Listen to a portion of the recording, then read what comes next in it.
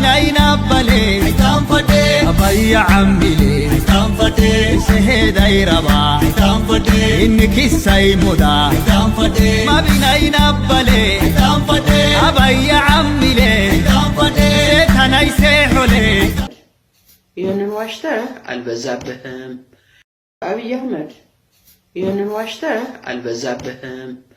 በሰሜን ያድመነመነው ደመና ወደዚያም ተከናዘነወነዋልን ብለሃል። አንዳንድ ጊዜ ፈጣሪ መሆንም ያምርሃል። በጣም ታሳዝናለህ። አገሪቷ ልክ እንዳውሎ ነፋስ ውሸት በተንክባት። ያሳዝናል፣ ያሳዝናል። የእናቶች ግፍ ይድረስብህ። እግዚአብሔር ወደ ልጆች አይድረስ፣ ለአንተ ለራስህ ለብቻህ ያርገው ፈጣሪ። እግዚአብሔር የትግራይ እናት እንባ ማጠቢያ ይሁን፣ ማጠቢያ ይሁን። ሬሳህ አይቀበር። አብይ አህመድ ይህንን ዋሽተህ አልበዛብህም። በሰሜን ያድመነመነው ደመና ወደዚያም ተከናዘነወነዋልን ብለሃል። አንዳንድ ጊዜ ፈጣሪ መሆንም ያምርሃል። በጣም ታሳዝናለህ። አገሪቷ ልክ እንዳውሎ ነፋስ ውሸት በተንክባት። ያሳዝናል፣ ያሳዝናል። የእናቶች ግፍ ይድረስብህ። እግዚአብሔር ወደ ልጆች አይድረስ፣ ለአንተ ለራስህ ለብቻህ ያርገው ፈጣሪ። እግዚአብሔር የትግራይ እናት እንባ ማጠቢያ ይሁን፣ ማጠቢያ ይሁን። ሬሳህ አይቀበር።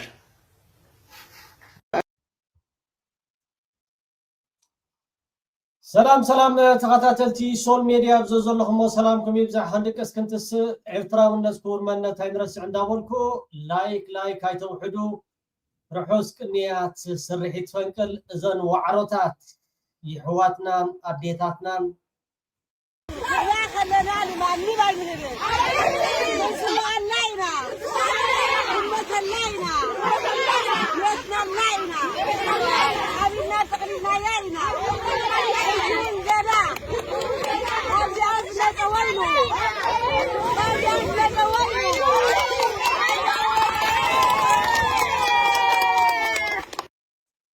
እንታይ ደኽ ብልደልየ ክቡራት ተኸታተልቲ ዘን ትሪእዎ ዘለኹም መቸም ጓል ኣንስተይቲ ኤርትራዊት ፍሊት እያ ካብ ዓለም።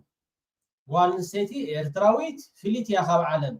በዘን ኣብ ቲክቶክ ዘለዋ ከይትዕቅንዎን፣ በዘን ኣብ ቲክቶክ ፅቡሕን ደይፅቡሕን ትፃረፋ ዝውዕላ ብሓደ ክልተ ብኣተን ኣይትለክዕዎን ማለት እዩ። ጓል ኣንስተይቲ ኤርትራዊት ሉል እያ።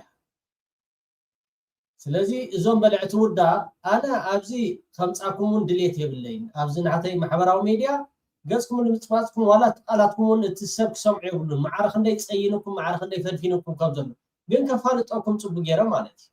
እዘን ትሪእዎ እንደለኹም ዕድመ ንእስነተን ከምዚ ንስኻትኩም እግረይ ኣውፅኒና ዝሃደምናዮ ወይ ከዓ ዳርጋቶም 99 ሚታዊት እምኒ ትዳራበዩ ዝነበርኩም ሰዋውን ኣይትፈልጥዎን ኢኹም። እታ ኤርትራውን ብምልእታውን ኣይትፈልጥዎን ኢኹም። 95 ሚታዊት ገሊኹም ደቂ ደርጊ፣ ገሊኹም ከዓ ደቂ ኢሰፓ፣ ደቂኹም ወልደ ገባ። በቃ እዚኣ ናትኩም ታሪክ ግንፅል ኣቢልካ እንድሕር ዳርኢካ ካብዚኣ ትሓልፍ ኣይኮነት። ገሊኣ ኸ ናይ ጁባ ዝነበረት ሰራቂትን ሓሳዊት። እዘን ዋዕሮታት ፅቡቅ ገይረ ከላልየኩም ተጋደልቲ እየን። ግን ጓል ኣንስተይቲ ኤርትራዊት ድርብ ቃልሲ ዝተቃለሰት ክሳብ ዝዓለት እዚኣ ትቃለስ ዘላ ኣይነይቲ ጓል ኣንስተይቲ ኤርትራዊት እያ። ኣብዚ ዝነበረ ኩነታት ትግራይ ትዕወት ሰብ ኣለዋ ንሕና ከምዚና የላን። ጓል ኣንስተይቲ ኤርትራዊት ከምኡ የላ። ከምኡ ዝብላ ዝነበራ ተጋሩ ክኾን ኣለዎ ወይ ከዓ ኣስኡተን ከምኢታት። ኤርትራዊት ጓል ኣንስተይቲ ግን የላ። ኣወዳት ግን ርኢናኩም ማለት እዩ። ትግራዋይ ኮይኑ ትግራይ ትዕወት ክብል ፅቡቅ እዩ። ኤርትራዊ ኮይኑ ከዓ ኤርትራዊ ትዕወት ክብል ኣለዎ ዳ እምበር ኤርትራዊ ኮይኑ ትግራይ ክብል ኤርትራዊ ኮይኑ ከምዚታት ኣይሰርሕኒ። ግን ኩሉ ሰብ ፈሊጡኩም ድዩ? እዚኣተን ተጋደልቲ እየን። ገሊአን ደቂ 15 ዓመት፣ ገሊአን ደቂ 16 ዓመት፣ ደቂ 18 ዓመት ትምህርተን ገሊአን ወዲአን ናብ ሳሕል እየን ወፊረን። ናብ ስደት ኣይኮነን፣ ናብ ሳሕል ወፊረን ናፅነት ደምፀአን እጂ ራእይዎን ንኣብይ ኣሕመድ ኣብዚኣ ጥራሕ ምፃእ ከነርእየካ ኢና ዝዋ ከብሎ እየን እምበር እንታይ ዳ ክብሎ እየን እምበር እንታይ ዳ ከማኻትኩም ስሪኹም ፈቲሕኩም ንኣብይ ኣሕመድ ትህቦ ዘለኹም ከምኡ ጌርኩም ቆፂርኩመን ኣይትሕሰብዎ። ኣብ ባፅዕ ኮይነን ብምክንያት ስርሒት ፈንቅል ብዙሕ ጽሒፍኩም ራእይዎን እዚኣተን እኮ ደቀና ይሰዳኔን እዚኣተን ከምዚ ህይወተን እንዴን ከፊለ ተጋደልት እንዴን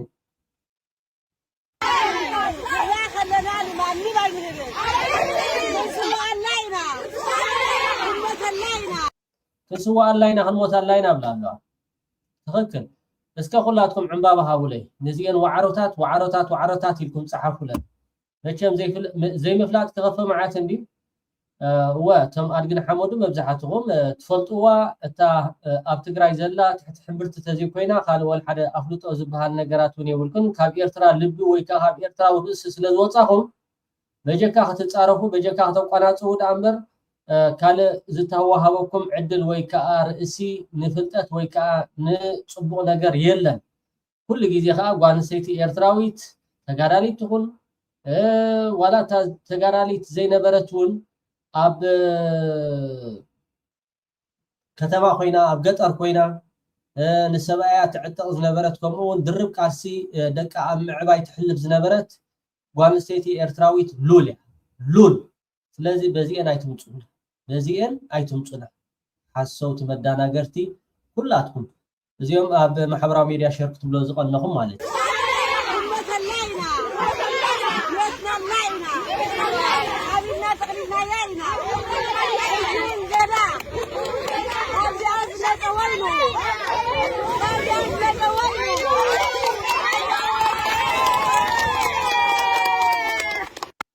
وعروتات يحواتنا ديتاتنا وعروتات بتعامينا نخبركن بتعامينا نفوتوكن روحس بعد سرحيتكن دقيقه كلاتكم سول ميديا خا كومنت تصحفولن تم بلعت وداغن سلازي فلطوني كمزينا ديتات يحوات يقولون كمزينا ديتات حوات يقولون هاي كبرات تخاتلتي سول ميديا لما انتي بتعامي ازوي دقدس سند زخونه ناي قدو ابز حلف اوان بصحف اب محبراو ميديا تزرغيح نيرو دارغا كل ኤርትራው كل ኢትዮጵያው ሪኢዎ ነይሩ እጂ ጎዱ ቃለ መሕተት አካይድ ነይሩ ምስ ቴድሮስ ሪዮት ሚዲያ ኣብቲ ናይ ሰዓትን ፈረቃን ዝገበሮ ቃለ መሕተት እተን አገደስቲ ብዛዕባ ኤርትራ ዝምልከት ዝተዛረቦ ነጥብታት እቲ ጽሑፍ ዝተጻሕፈ ገሊኦም ዘይ ለማዕዝን ከትሕዝቦ ፈቲኖም ነይሮም ናቱ ይኮነን ከምዝዶ እንታይዶ ገለደደደደ ግን ሰነድ ስለዝኾነ ንውልድ ወለዶ ዝኸይድ نعنا خم إيرتراويان زقدسنا أبي أحمد زبولو نمعتب كام عتب زي بلو معتب زبتخ أبي أحمد نقدو تاين وينيرو قدو خالو معانتي على محتتا كايدلو يلاقواتشو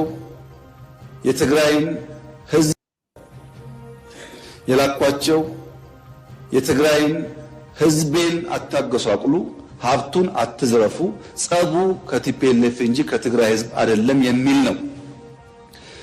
አቶ ገዱ አሁን እኛ ጋር የሉም፣ ግን ክር አላቸው፣ ህሊና አላቸው። ዛሬ ቢደብቁ በታሪክ ውስጥ ይወጣል። እዚህ ጋር ያለው ዋናው ውሸት حراي قدو لمعاتي قال محتت زغورنا وخبلكم كبرات تخاتاتي تي فيديو تدليو نحردا خنكم سدب لي ولا نقصدلكم خليب زعباتي ايرترا زمكن تزارو زربا بانجليش سبتايتل لي ولا بعرب صحيفكم اب محبراو ميديا بحلفي اب تويتر تبط في ايرتراويان كمونا كل الخباط حشرت تبلو كتحزو خان زغونه ነገር ንዓኻትኩም ክጠቅመኩም ኸሊሞ በዛ ቁጥሪ ኣብ ስክሪን ደላ ኣብ ታሕቲ ኣብ ቴሌግራም ስደደልና ብምባል ኣነው ተሰደልኩም ድሉዌ ንግድ ባነሳቸው ነገሮች ውስጥ አንዱ አቶ ገዱን 2-3 ጊዜ ኤርትራ ልኬዋለሁና ያልኩትም ህዝቤን አታጎሳቁሉ ብዬ ነው ማለቱ ነው። ነጥቦቹን እናነሳቸዋለን። ግን በርግጥ የሄድከው ስንት ጊዜ ነው? ካንተስ ጋር የሄዱት ሌሎች ሰዎች እነማን ናቸው? እንደው አሁን ለህዝብ ብትገልጥልን። እንግዲህ የማስታውሰው 2 ጊዜ መሄዴን ኤርትራ አስታውሳለሁ። ምናልባት እዚህ ላይ እንደው አድማጮችም እንዲገነዘቡልኝ የምፈልገው ውጭ ጉዳይ ያልኩኝ ያለው ኤርትራ 1-2 ጊዜ ሄጃለሁ። ኋላም ሄጃለሁ። የማስታውሰው 2 ጊዜ መሄዴን ነው። ምናልባት የረሳሁት ጊዜ ካለም ወደፊት እንደው እዛ ማገኛቸውን ሰዎችም ጠይቄ ይበለጠ ላጠራው እችላለሁ።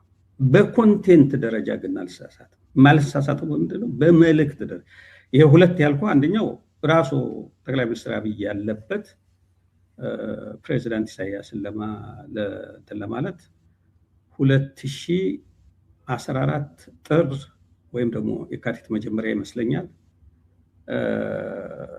ምጽዋ ሄደን ነበር።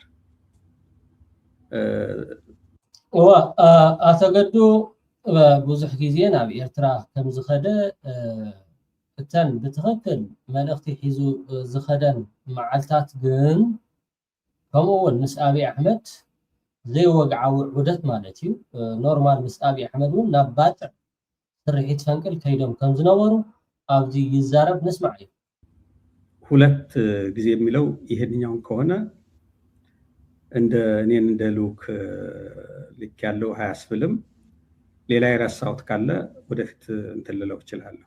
ያኔ አብራችሁን ሄዳችሁት ምጽዋ አብረን ሄድ ነው።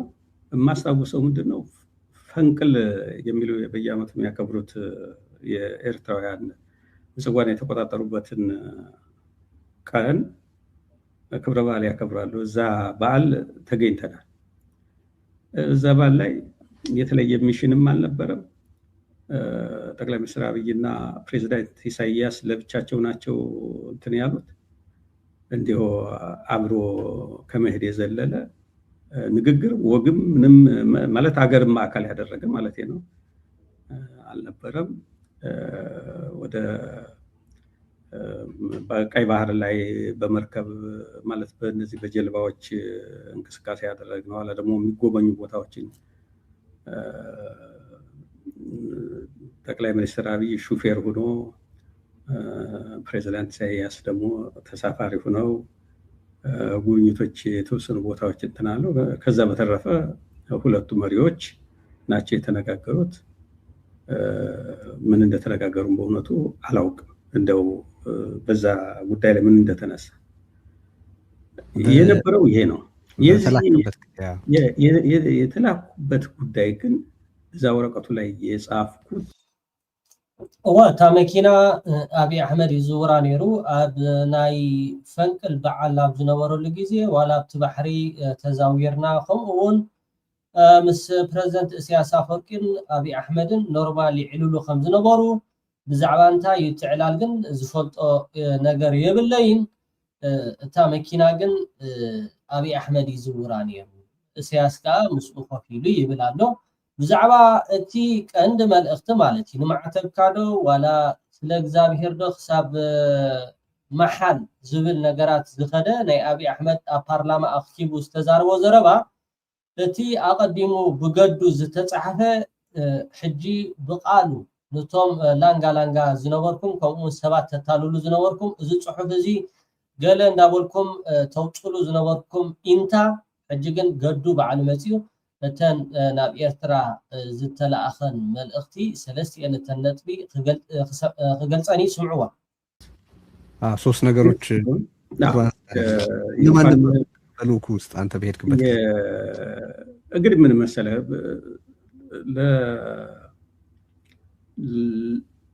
ለመግለጽ አልፈለገም።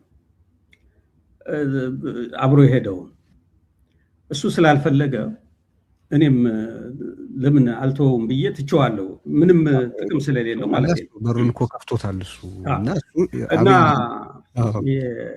የዚህኛው ሶስት ነገሮች አንደኛ እንኳን ደስ ያለ፣ ሁለተኛ ምስጋና፣ ሶስተኛ በዚህ ተቀዳሜቲ እንኳዕ ሓጎሰና ብዓወት ነቲ ጉዳይ ዛዚምና ትብል ከምኡ ከዓ እታ ካልአይቲ ከዓ ምስጋና ንክቡር ፕሬዚደንት ኢሳያስ አፈወርቂ ከምኡውን ንህዝቢ ኤርትራ ምስጋና። በሰው ጥሰት ብዙ ፕሬሸር እየተፈጠረ ስለሆነ ጥንቃቄ እናድርግ የሚል ነው።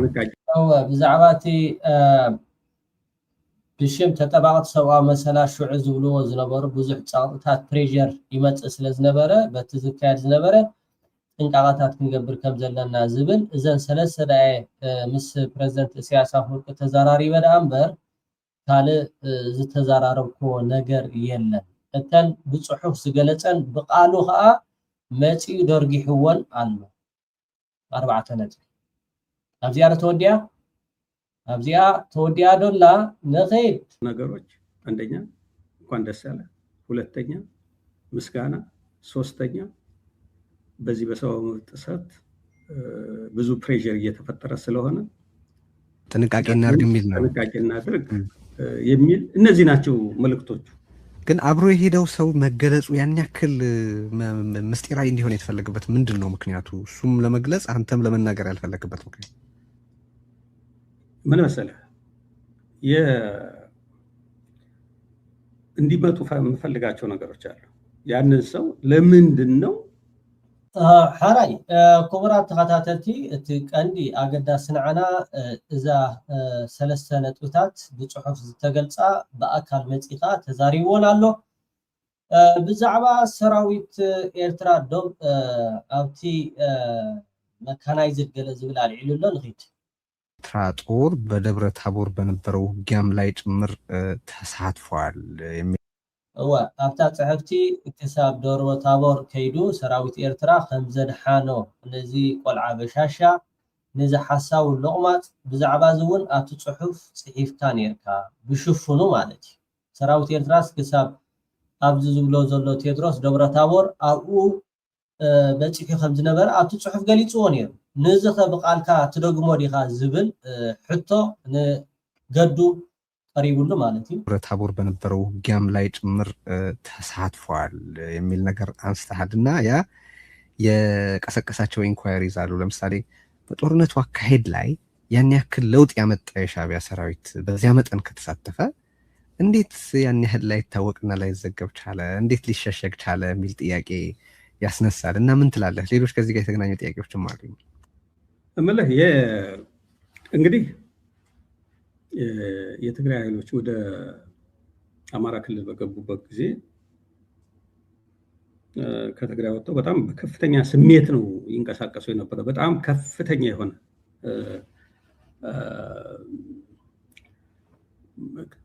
መስዋዕትነት የሚያስከፍልም አውዳሚም የሆነ እንቅስቃሴዎች ነበሩ እና በዛ ጊዜ ኣብቲ ዝነበረ ቲዲኤፍ ካብ ክልል ትግራይ ወፂ ናብ ክልል ኣምሓራ ከኣቱ ጀመረ። ብጣዕሚ ሓያል ዝኾነ ኩናት ከምኡውን ብጣዕሚ ኣዕናዊ ዝኾነ ኩናት ከምኡውን እቲ ናይ ፌደራል ሰራዊት ክፃወሮ ስለዘይከኣለ ነቲ ገስጋስ ናይ ቲዲኤፍ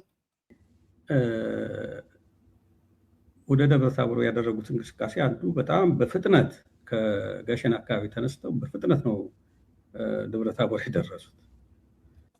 ካብቲ ዝገርም ናይ ቲዲኤፍ ካብ ጋሸና ተበጊሶም ቀልጢፎም እዮም ደብረ ታቦር በፂሖም። በቲ ዝነበረ ግስጋሴ በቲ ዝኸይድ ዝነበረ ፍጥነት ናይ ቲዲኤፍ ተሰናቢዱ አብይ አሕመድ ማለት እዩ እና ያንን ለመከላከል የተለያዩ መከላከያ ኃይሎች የአማራ ልዩ ኃይል ብዙ ትግል አድርገዋል። እዛ አካባቢ ያለ ናይ አምሓራ ኃይሊ ፍሉይ ኃይሊ ዝበሃል ብዙሕ ምርበራባት ገይሩ ማለት እዩ።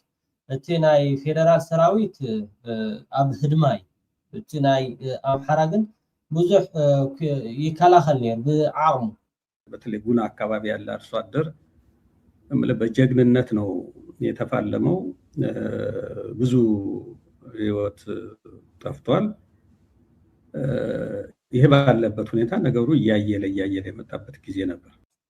ኣብ ጉና ዝበሃል ቦታ ግን እቲ ናይ አምሓራ ኃይሊ ብጣዕሚ ሓያል ዝኾነ ምርብራብ ብምግባር ክከላኸሎ ኽኢሉ ብዙሕ መስዋዕት እውን ከፊሉ እቲ ናይ አምሓራ ዝነበረ ፍሉይ ኃይሊ ካብዚ ንሓየለ ስለዝኸደት ጉዳይ ንስልጣን 4 ኪሎ ይፋታተን ስለዝነበረ ግን ንኺድ ናኋላ የኤርትራ የመካናይዝድ ዩኒቶች መጥተው እዛ ተሳተፉ።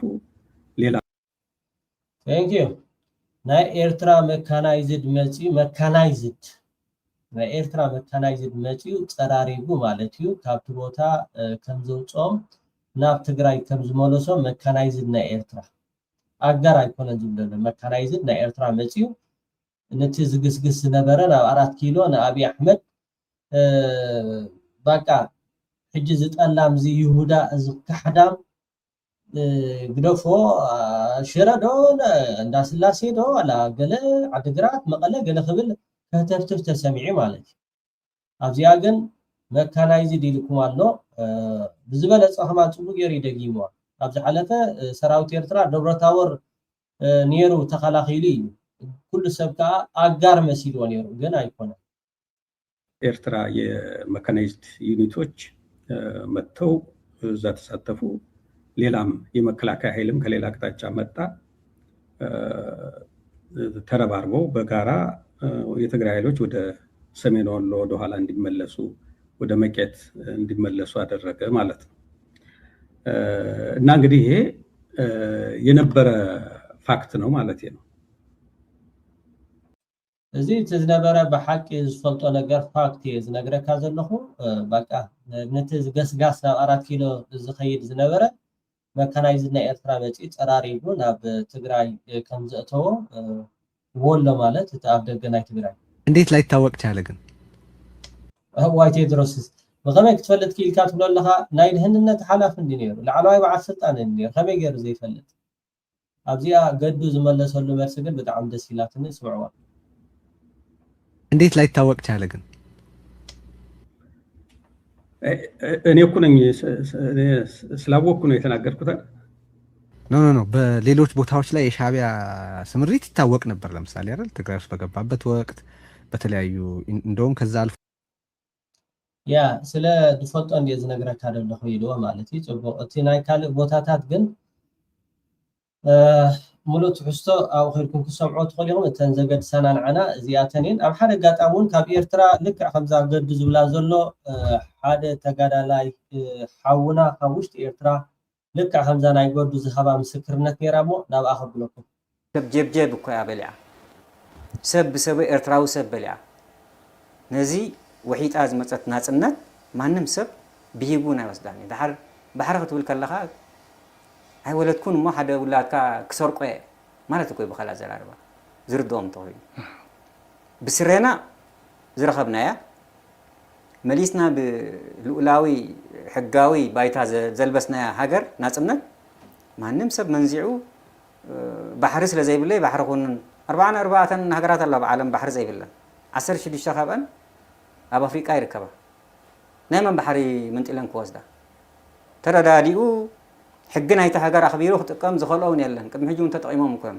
بتسقابهم شب دعدعناتهم جن تيرة تواهبهم وتيم سلازي بحري كم حجون منجست إرترا كل بونا عبيوكو زأكل بايتا كفيتو هيبوهم كو تطعميلوهم كو بحيلها ليتن كترين ببحرها تنبهوا جن إذا حجي زلوا أمثلوا كم نفحيتو أبزز قرابة مثل زحز هذا التلمدين برايم مينستر زبهر المسؤول زلوا تذكرن بايتو أكيبو بايتو إثيوبيا تاخذنا أنا بحري المبال نحفر بحر زي نبيل نمنتاي تاسم بحر مدلايسي إذا بإثيوبيا العلمية مليون سب زي بحر خنا براي كليني كاب زي حتى زي نبايتو زي أكل أكيبو زي حتت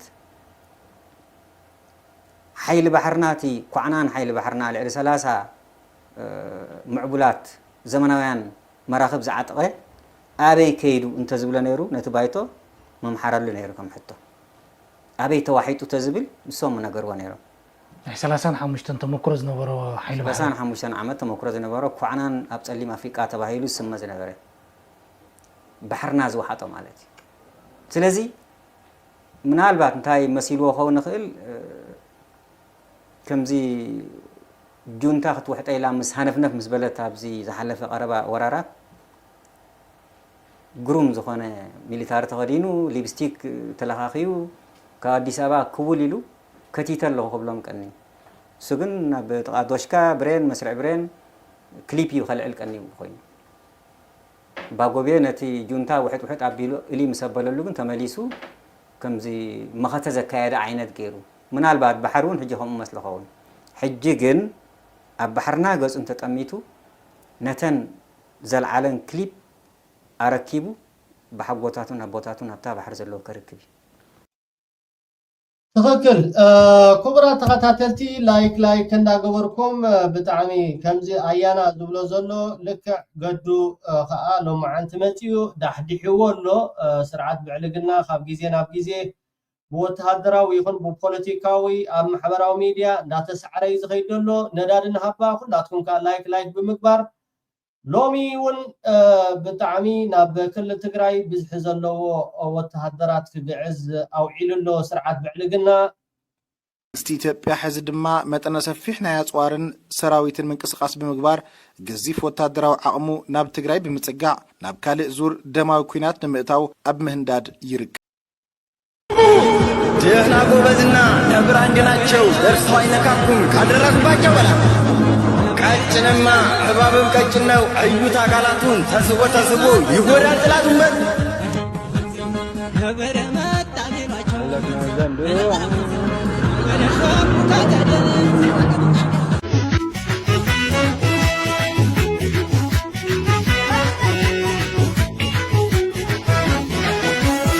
Danga biya farda verban fikse devise biya banke chimse بتعمي زقرم كورات خاتات السوشيال ميديا سرعات بعلقنا تحبابيركا خابت مريض كابترنا افريقيا خن اليد علنا قلت هلا دابر كان نريد لنا بتعمي خاب سعرته زي مهار كاب يبو زي مهار الله دي خيل كخا بتعمي خاتقرمو لو ما عندها بتعمي دس دبل عوت تسميع له عوتات سراوي السودان حيل اير السودان بامارات زدقف حيلتات كلطف دقف اريسيف زقمطو زتقوملو زنبره رادار مكالاخلي حمششو يركب زمناو مكالاخل اير ديفنس بحيل اير السودان كم استدمسس سراوي السودان حجي بزوصو حبريتا اب محبراو ميديا يقلل سراوي السودان بزوصدو زلو متقعتي اب كلل كردفان تركب كتماون تقاطعتي رخم زلو يحبر مالتيو كم زتريو دلهم ابسلي مجمرتا اب تارجت مسأتوا بالحريقة مستهارمت زرعي سلي تزرقي زلو سراوي السودان بتعمي بتزقبرو زلو أبايتا عمي لوتي تا السودان كارتوم كمخا كالوتن كارتومون بابور كم تجمره أيرو أقدم بيلو كم تجمره بينا يرنا حجيخا بابور تجميره خم زلو زوت زلو حبريتاتات أب استفال على ميدياتات ريقم وقتكونو تسواي قبل اما كبرات تخاتاتي سول ميديا ناكل الخباصح لايك شير اين حما بستقالنا متن كندقس كنتس ايرتراونت كبرمنت هايمرس عندابلكو رحوس قنيات سرحيت فنقل ابزوزلكم وسلامكم يبزح يلا فرصه ناكل الخباصح شير ودقت نبعلقنا بارتي يغني لي